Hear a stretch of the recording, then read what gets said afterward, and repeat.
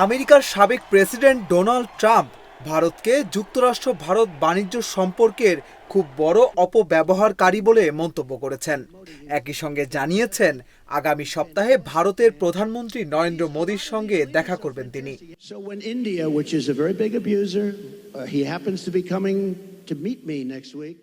চলতি মাসেই যুক্তরাষ্ট্রে সফরে যাচ্ছেন মোদি। বেশ কয়েকটি সরকারি অনুষ্ঠানে যোগ দেবেন তিনি। এ খবরের মধ্যেই মিশিগানে প্রচারণা চালাতে গিয়ে স্থানীয় সময় মঙ্গলবার ট্রাম্প মোদি ও ভারত নিয়ে কথা বলেন।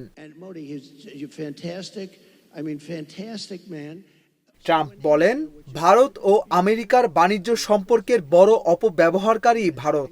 এরপরই তিনি বলেন, তবে মোদি অসাধারণ।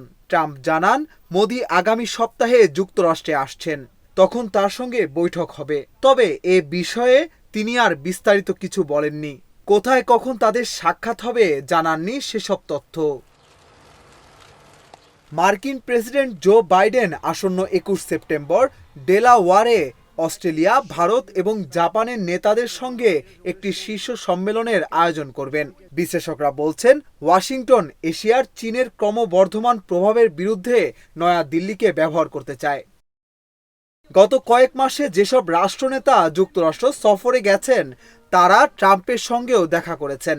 এবার মোদির সঙ্গে বসতে যাচ্ছেন ট্রাম্প। ট্রাম্প যখন প্রেসিডেন্ট ছিলেন তখন তার সঙ্গে নরেন্দ্র মোদির উষ্ণ সম্পর্ক ছিল। আগামী 5 নভেম্বর আমেরিকার প্রেসিডেন্ট নির্বাচন। এ নিয়ে এখন চলছে প্রচারণা। নির্বাচনের দুই মূল প্রতিদ্বন্দ্বী ডেমোক্র্যাট প্রার্থী কমলা হ্যারিস ও রিপাবলিকান প্রার্থী ডোনাল্ড ট্রাম্প।